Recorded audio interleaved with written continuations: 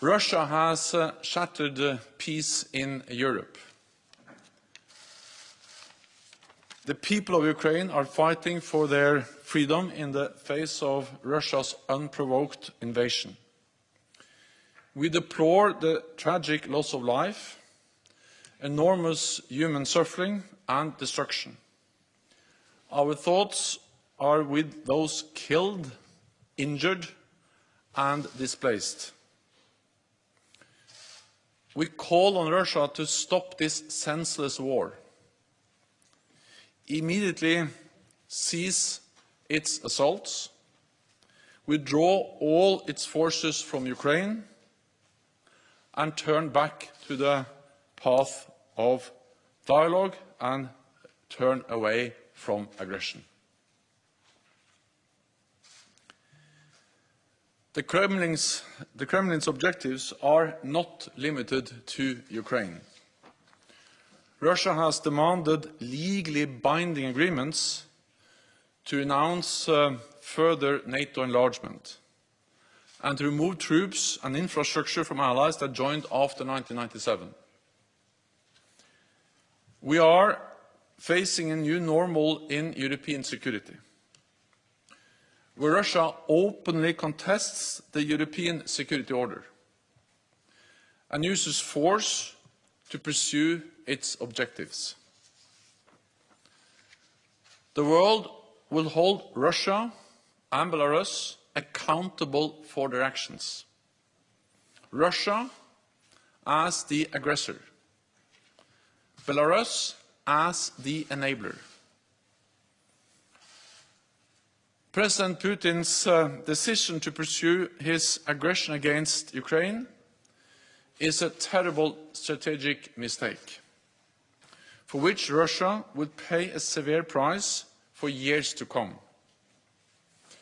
NATO allies and the European Union have already introduced significant sanctions, and many of our partners around the globe have joined us. We must stand ready to do more, even if it means we have to pay a price, because we are in this for the long haul. At the same time, the Russian people must know that Kremlin's war on Ukraine will not make Russia more secure. It will not make Russia more respected in the world. It will not lead to a better future for your children. In response to Russia's massive military build-up over the past months, we have already strengthened our deterrence and defense. Yesterday, NATO allies activated our defense plans.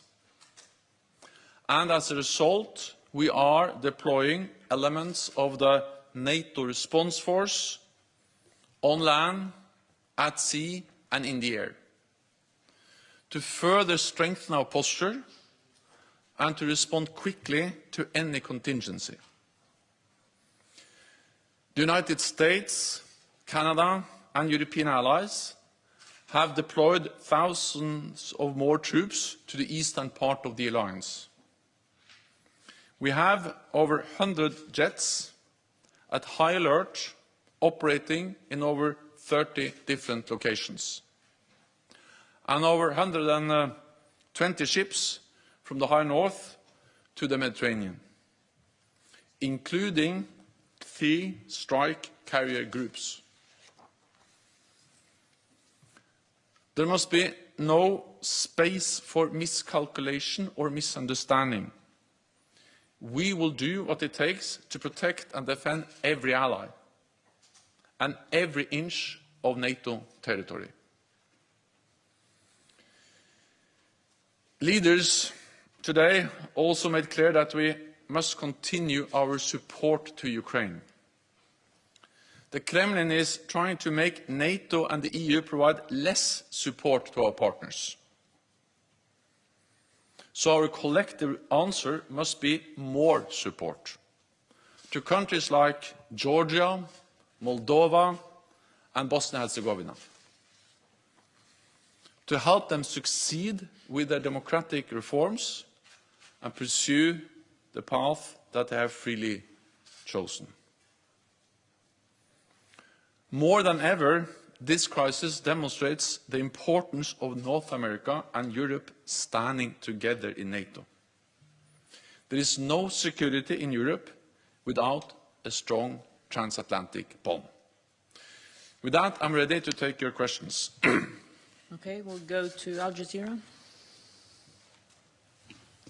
James Bayes, Al Jazeera.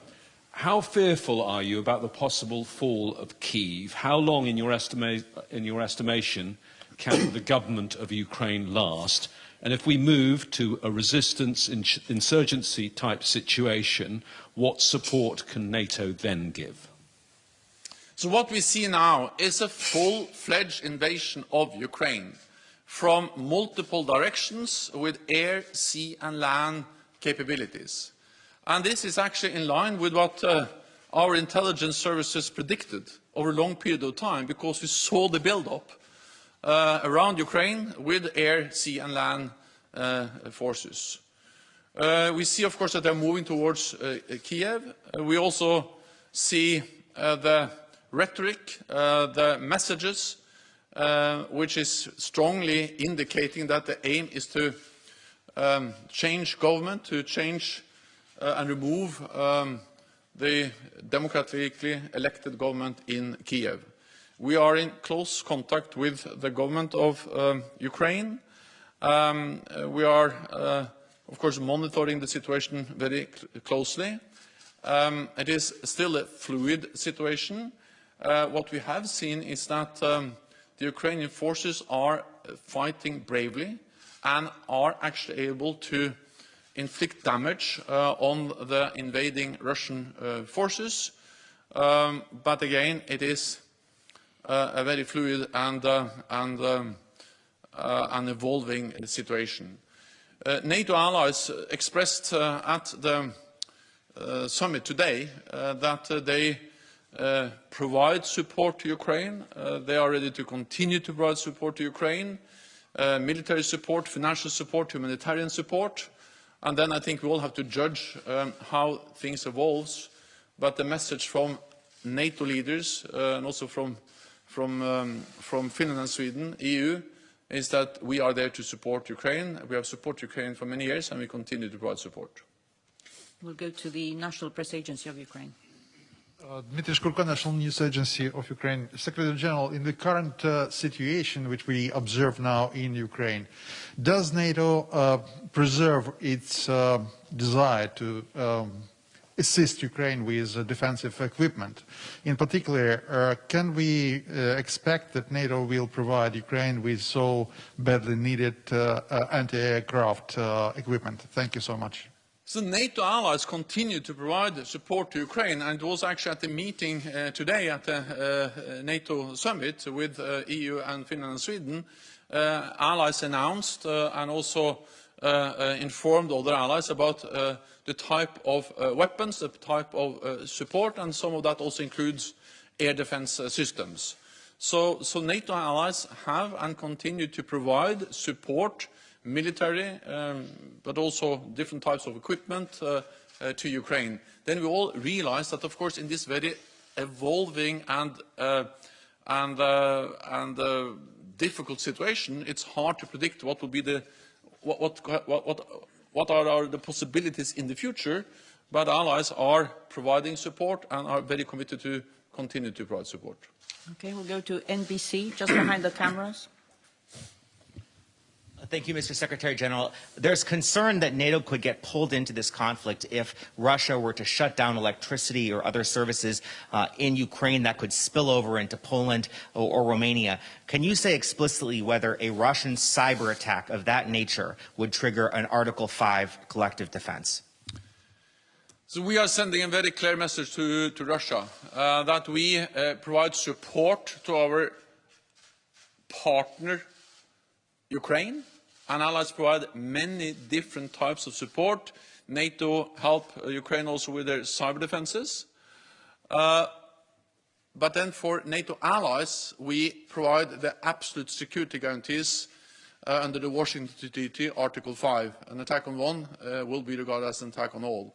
And we are clear on this distinction because it is important to make sure that we don't have an even bigger crisis in Europe, where Russia challenge or is threatening or attacking any NATO allied country. And that's the reason why we so clearly send a message that we are there to protect all allies and every inch of NATO territory. When it comes to cyber attacks and the risk for incidents and accidents, for instance in the Black Sea, we are pursuing mechanisms of deconfliction to prevent that from happening. We have, as NATO allies, especially the United States, have done that, for instance, in Syria over a long period of time. And we, of course, are very focused. I spoke with Sarkar, the NATO Supreme Commander, on that issue recently, and he is very focused on the need to deconflict, to make sure that we don't have incidents or accidents that can spiral and get out of control and create a very dangerous situation. On cyber, well, we have stated that cyber attacks can trigger Article 5, but we have never gone into the position where we give a potential adversary the privilege of defining exactly when we trigger Article 5.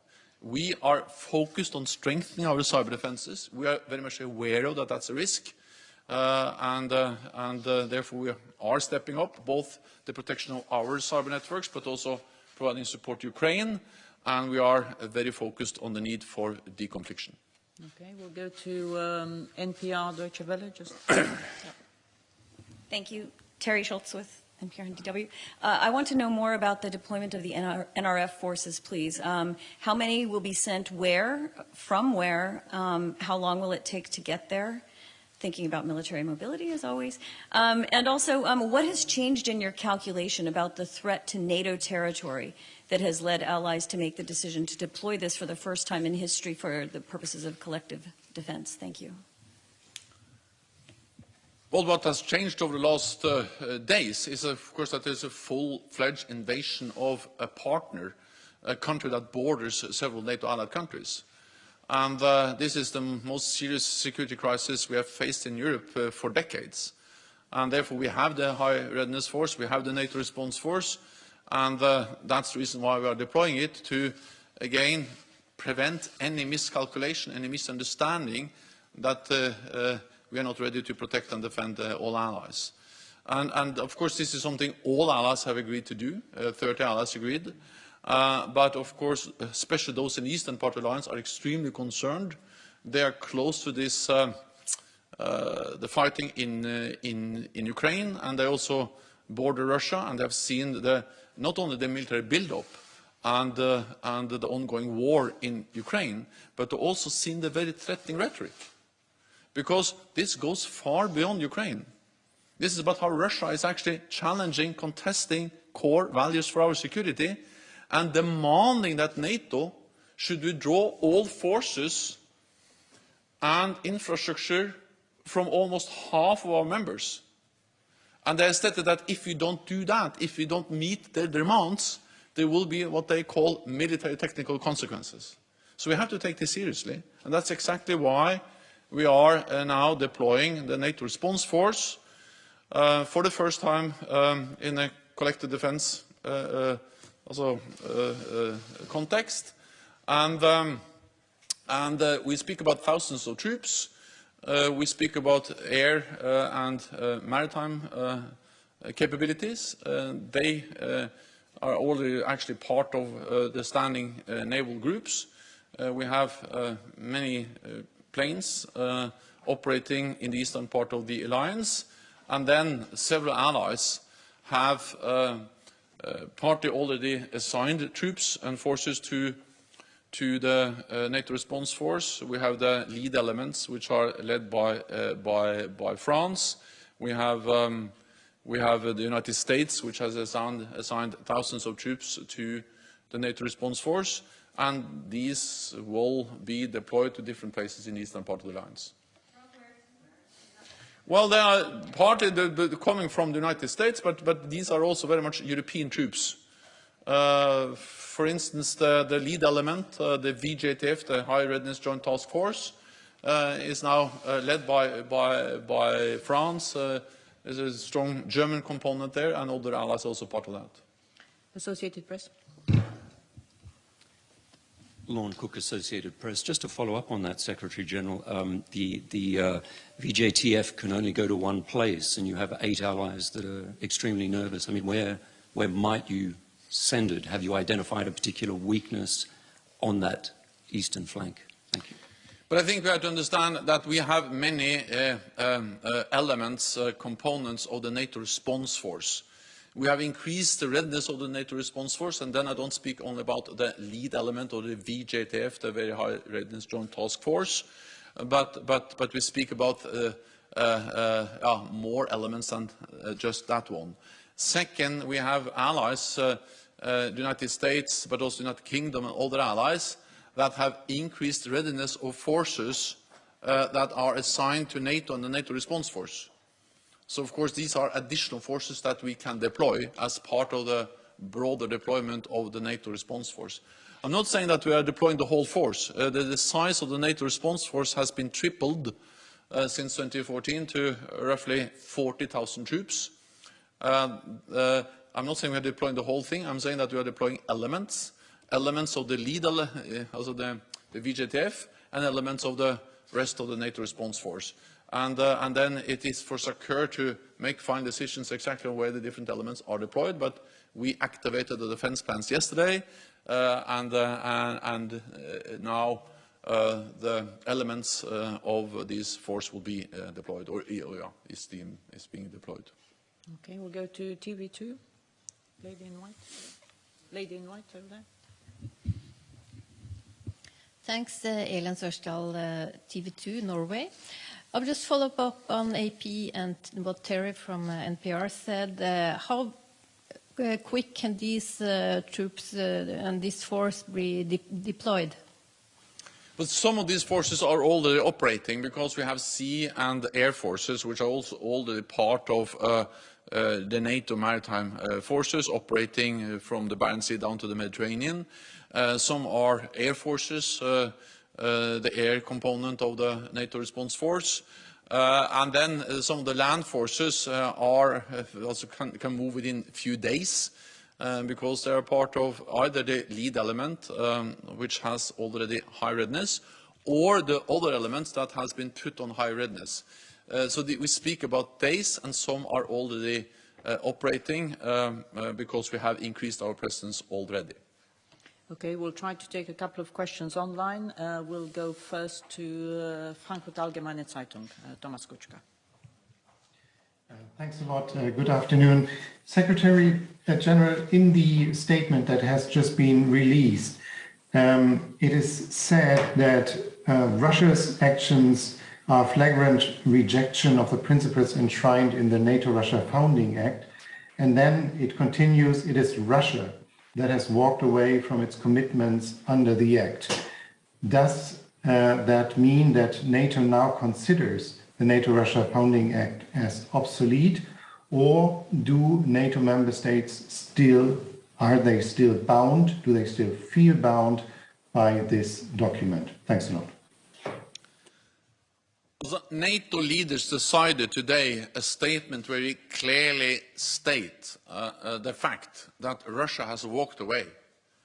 The NATO-Russia Founding Act is based on some core principles enshrined in the Founding Act, and that is the respect for territorial integrity and sovereignty of all countries, including, of course, Ukraine. And this has been violated not once but twice, and actually been constantly violated since 2014 with the illegal annexation of Crimea and the continued presence of Russian forces and Russian-backed separatists in eastern Ukrainian Donbass. And this is further violated with the full-fledged invasion of Ukraine that we have seen over the last couple of days. So what we see is that Russia shows no respect for the NATO-Russia Founding Act. And of course, if you have a founding act between two partners, NATO and Russia, and one part doesn't respect that agreement, the agreement doesn't work. It doesn't function. It doesn't help us to improve our relationship with Russia. Because even if the Founding Act has good provisions and good intentions, if these intentions and the provisions and the Founding Act is not respected, it doesn't work. So that's the reality. The NATO-Russia Founding Act doesn't work because one side, Russia, has violated it over many years, but now we see an extremely blatant and flagrant violation of the Founding Act with the invasion of Ukraine. We'll take the next question online also from Greg Palkett from Fox. Thank you, Juana. Thank you, Mr. Secretary General. Two quick questions, one about war, one about peace. Do you agree with some reports of intelligence officials that Kiev could fall within the next, say, day or two? And despite the bravery of the fighting that you have cited among Ukrainian soldiers, do you see a defeat inevitable if war goes on? And the quick question about peace, there is discussion, President Zelensky offering to discuss with Russia an approach to peace that might include neutrality for Ukraine. Would you agree to something like that? Thank you. The first on the situation on the ground.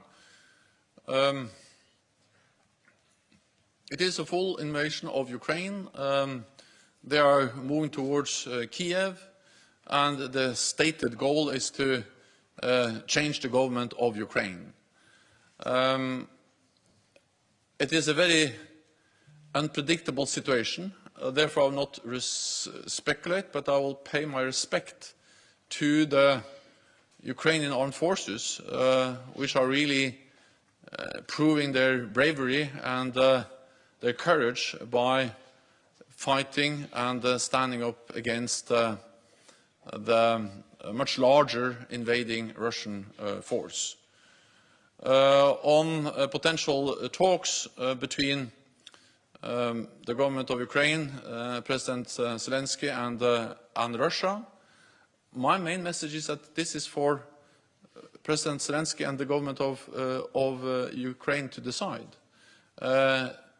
What we need to see now is that Russia stop the attack against Ukraine, that they withdraw their forces and cease all the attacks on Ukraine. That's the easiest, the fastest, and the best way to peace.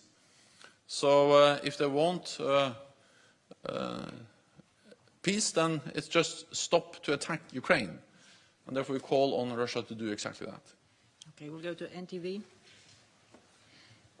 Yes, Sonomut from NTV. Secretary General, two short questions. First, you're a statistician, and so far with regard to risk, you have already evaluated the risk and the threat against NATO coming from Russia. Particularly, you foresee the playbook of Russia. And so my first question is, what is the risk that this conflict spread where, and what might be the end goal of Russia? And my second question is, you have at the tip of your fingers the security of 1 billion citizens in the transatlantic area. So you met on BTC all the leaders. Can you reassure the public opinion that if there is a genuine threat coming from, because the rhetoric, the aggressive rhetoric of Russia, its behavior is unacceptable, that all member states are committed to defend and protect every single centimeter of NATO? Thank you. In the meeting today with NATO leaders, it was a very strong message of unity, a very strong message of resolve that we need to stand together, not only in words but also in deeds. So we agreed a strong statement calling on Russia to stop the attacks on Ukraine, to withdraw its forces, but also we agreed to continue to provide support to Ukraine and also continue to strengthen our presence in the eastern part of the alliance to prevent any attack on any NATO allied country. We have a defensive presence in the east. We are increasing our presence, not to provoke a conflict, but to prevent a conflict. And as long as there is no doubt about NATO's readiness to protect and defend all allies, and our commitment to the core message, the core task of NATO, one for all for one, an attack on one ally will be regarded as an attack on all, then no ally will be attacked. And that will prevent the conflict. And that will preserve peace for NATO allies and for 1 billion people.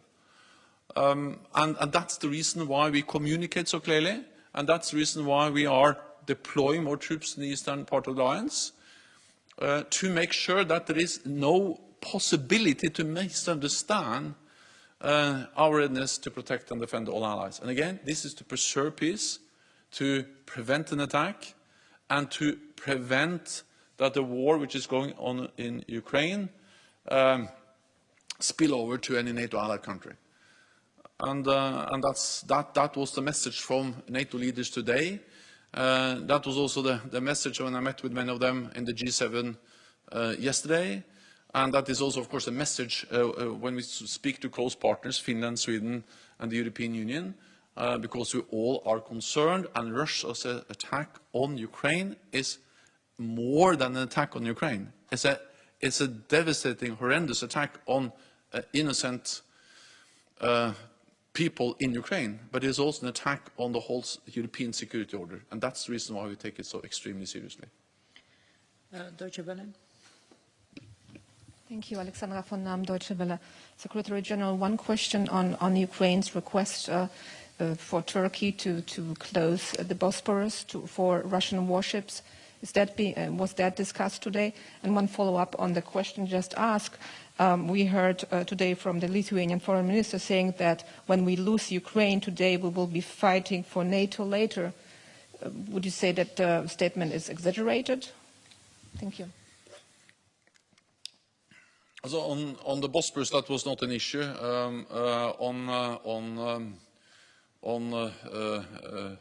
The potential attack or any potential attack on a NATO allied country, well, that has been my message throughout the whole day. That was the message from the NATO leaders in the summit today, is that we are there to protect and defend all allies.